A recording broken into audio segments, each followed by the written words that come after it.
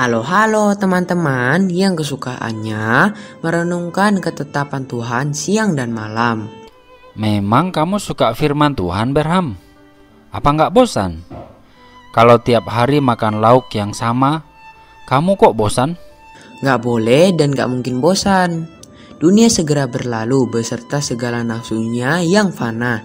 Tapi firman Tuhan adalah perkataan hidup yang kekal. Apalagi hari ini Pak Leo akan menjelaskan tentang sebuah masalah yang dapat diselesaikan secara bijaksana oleh Raja Israel yang baru memerintah itu. Buruan kita sambut renungan firman Tuhan, duduk yang manis ya. Shalom anak-anak semuanya, mari kita sama-sama tundukkan kepala dan kita berdoa. Bapa dalam sorga, kami bersyukur dan berterima kasih. Tuhan sungguh ajaib menolong hidup kami, sehingga apa yang kami alami adalah satu hal yang sungguh kami akui tidak mungkin bisa kami lakukan tanpa Tuhan ada dalam hidup kami. Tuhan, tolonglah kami kalau sebentar akan belajar kebenaran firman-Mu, supaya apa yang kami kerjakan, yaitu merenungkan kebenaran firman Tuhan, boleh menjadi hal yang terus menolong kami untuk kami boleh semakin cinta Tuhan dengan benar. Dalam nama Tuhan Yesus kami berdoa. Amin. Pada pelajaran yang lalu kita sudah mengetahui bahwa Allah telah mengabulkan permintaan Salomo, yaitu memberikan hati yang bisa menimbang mana hal yang baik dan mana hal yang jahat, sehingga Salomo diberikan kemampuan untuk menghakimi seluruh orang Israel. Tetapi bagaimanakah kita bisa tahu bahwa hal itu benar ada di dalam diri Salomo? Suatu saat di dalam zaman pemerintahan Salomo ada dua orang perempuan. Di Alkitab memang tidak dituliskan siapa nama kedua perempuan ini.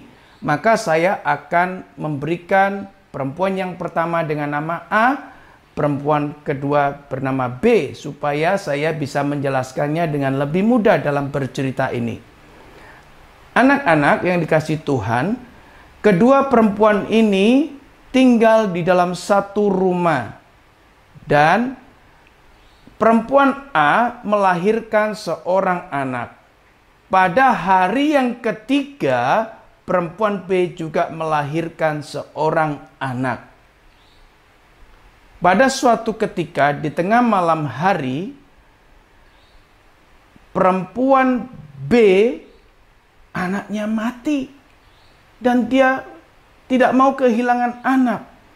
Maka secara diam-diam perempuan B ini mengambil anak yang sudah mati ini, dipindahkan ke tempat perempuan A, dan anak perempuan A diambilnya untuk tidur di sampingnya.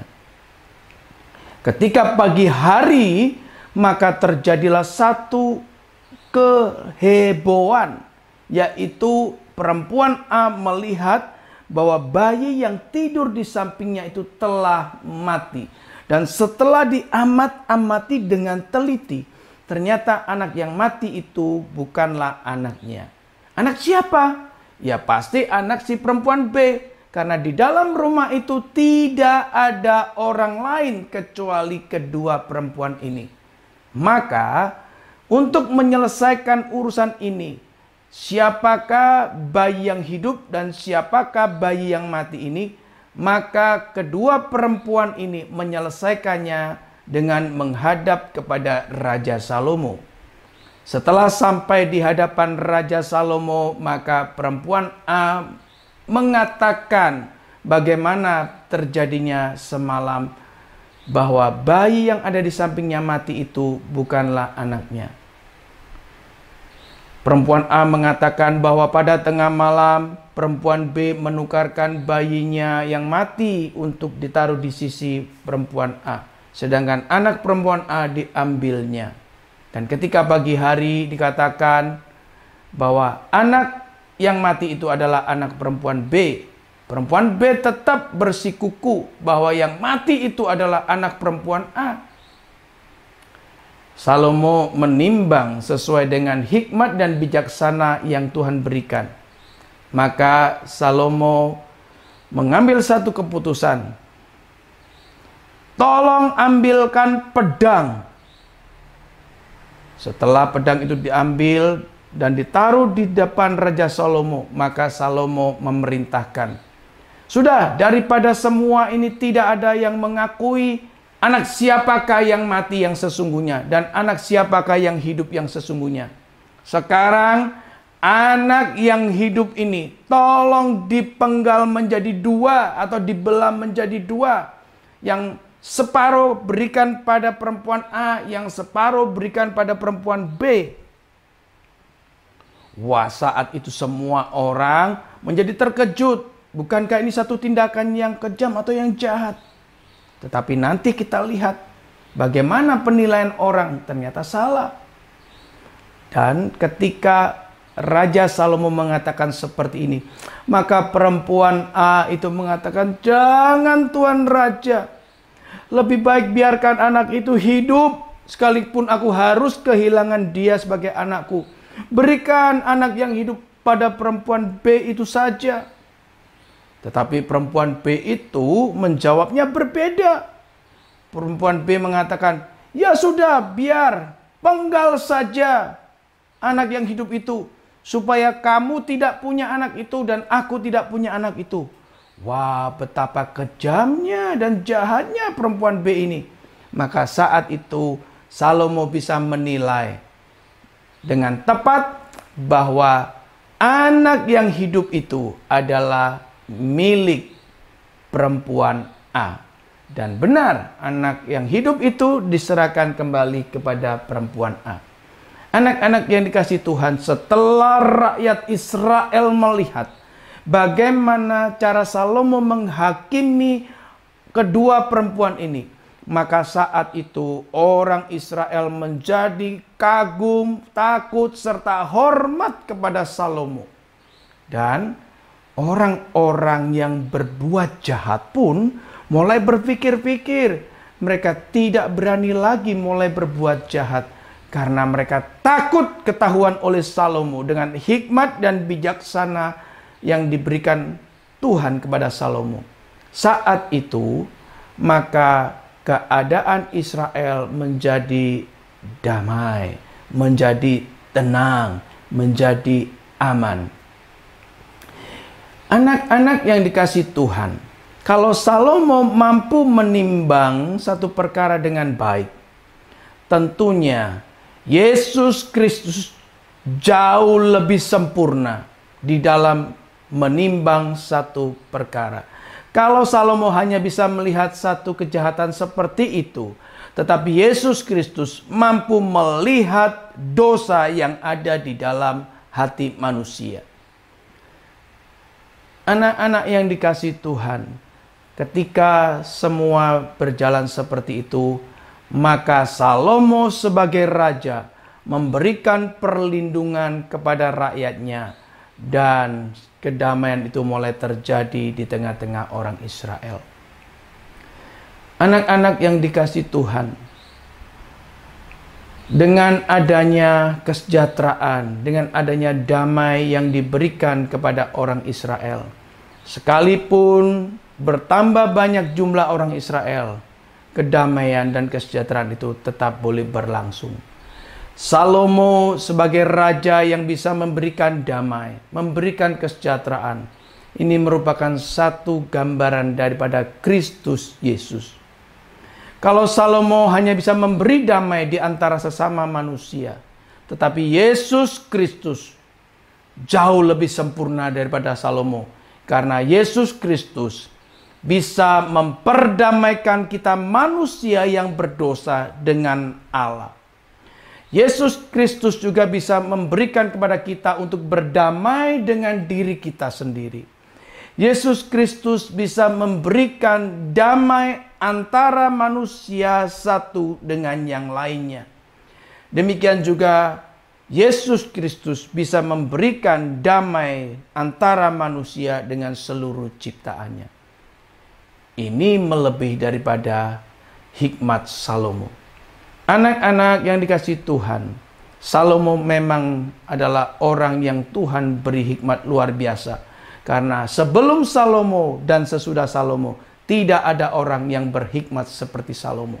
Salomo juga orang yang dipercayakan oleh Tuhan untuk menulis lebih kurang sekitar 3.000 Amsal.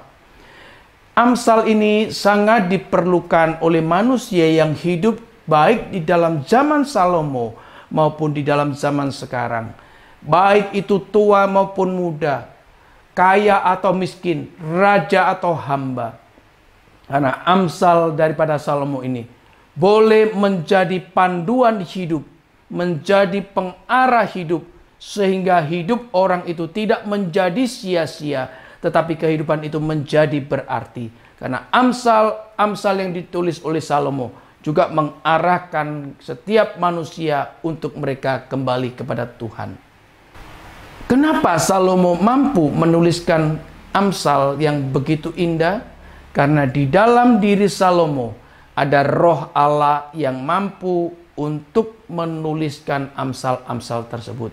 Jadi bukan karena Salomo sendiri, tetapi sekali lagi karena ada roh Allah yang ada di dalam hidupnya. Demikian juga dengan kita, karena roh Allah itu sudah ada di dalam diri kita.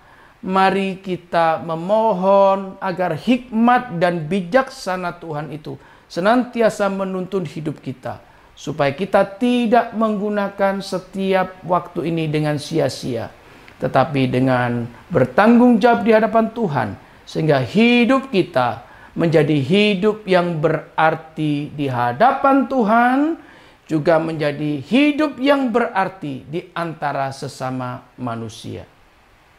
Kehidupan yang aman di dalam zaman Salomo itu hanyalah aman yang dalam kondisi karena pemerintahan Salomo dipimpin oleh Tuhan. Tetapi keamanan dan kedamaian yang sejati hanya ada di dalam Kristus. Amin. Mari kita sama-sama tundukkan kepala dan kita berdoa. Bapa kami di dalam sorga, kami bersyukur dan berterima kasih Engkau Allah sumber bijaksana kami. Tuhan, karena roh Allah itu ada dalam hidup kami, maka kami mohon Tuhan sendiri yang terus boleh menolong kami, supaya kami senantiasa mempunyai hikmat, mempunyai bijaksana yang dari Tuhan, untuk kami boleh mempergunakan waktu demi waktu ini dengan baik dan bertanggung jawab di hadapan Tuhan, sehingga hidup yang ada tidak kami sia-siakan begitu saja, tapi kami boleh menjadi berkat juga bagi banyak orang. Dalam nama Tuhan Yesus kami berdoa. Amin.